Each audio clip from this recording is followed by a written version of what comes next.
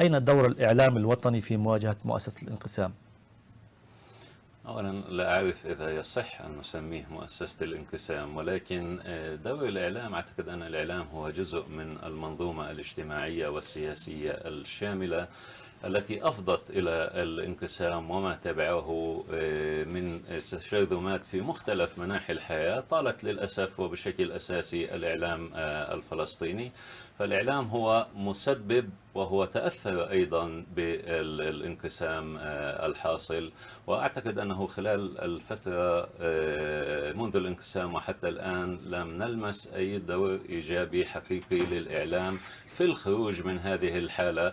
وأنا هنا طبعا أتحدث عن السمة العامة للإعلام الفلسطيني، لا شك هناك استثناءات من صحفيين، محاولات عديدة من مؤسسات إعلامية، من بعض وسائل الإعلام، ولكن السمة العامة للإعلام الفلسطيني أنه تحزب مع هذا الطرف أو ذاك، وانحاز لمصلحة أو لرؤية هذا الطرف أو ذاك، وأصبح جزءا من مكونات الانقسام ومن تداعياته.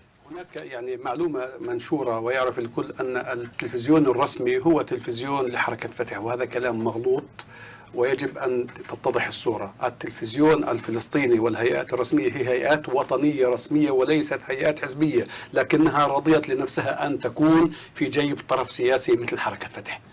هي ليست تابعة لحركة فتح رغم كون فتح هي العمود الفقري لمنظمة التحرير، لكنها تلفزيون رسمي من أموال الشعب الفلسطيني، وعليه لا يجب أن يعني يلقي بنفسه في حضن طرف سياسي أو يكون أداة في يد في ذراع طرف سياسي فلسطيني. أرى أن الإعلام يجب أن يكون بدور أكثر إيجابية، ويحدد الإعلام قادر أنه يحدد الجهة المسؤولة عن الانقسام وغيره في القضايا الوطنية. في إعلام مسيس وفي إعلام أيضا من جانب آخر إعلام حيادي، ولكن بيطغى الإعلام المسيس اللي هو بيهتم بنشر ثقافة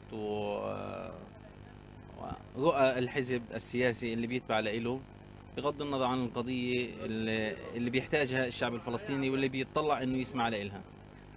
فيه تقصير كتير من ناحية الإعلام الفلسطيني بكل المواضيع اللي بتخص شعبنا. بالنسبة للموضوع الانقسام غايب عنه بشكل كتير كبير من تلفزيونات، من صحافة مكتوبة، حتى من الراديوهات، برضه كل الصحافة. هلا هذا بعرفش هو خوف ولا هو هذا، بس فيه تقصير. أعتبر الإعلام الفلسطيني مقصر جدا في طرح القضايا، وهو سبب في الانقسام في الأبعد الحدود، وخاصة الإعلام المنحاز.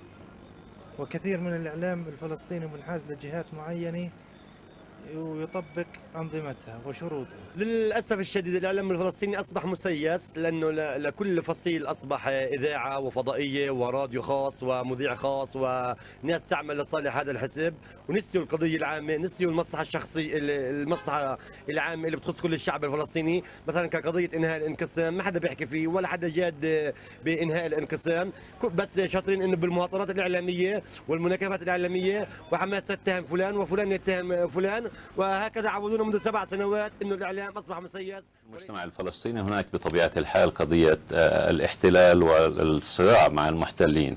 في مثل هذه القضايا أعتقد أن هناك ما يشبه الإجماع، ولا أقول إجماع، على ضرورة مقاومة الاحتلال وخطواته وسياساته، وإن كان هناك تمايز في كيف نقاوم هذا الاحتلال كما ذكر الزميل في مثلا استخدام مصطلحات معينة في سياقات مغايرة لمعناها. مثلا حتى قبل 4 أو 5 سنوات كان للمقاومة مفهوم واحد، كلنا نعرف ما هي المقاومة. اليوم نتحدث عن مقاومة شعبية ومقاومة سلمية ومقاومة لا، حتى هذا المفهوم يتم تشويهه بالإعلام الفلسطيني. ولكن مع ذلك أقول أن شعبنا ووسائل إعلامه تكاد تكون مجمعة على ضرورة التحرر من الاحتلال والتخلص من الاحتلال. هنا يلعب الإعلام دور إيجابي في هذه المسألة إلى درجة لتوحيد الإعلام الفلسطيني ملقى على عاتق الإعلاميين أنفسهم وليس على عاتق السياسيين ولا على عاتق القادة السياسيين. إذا بقينا كإعلاميين محكومين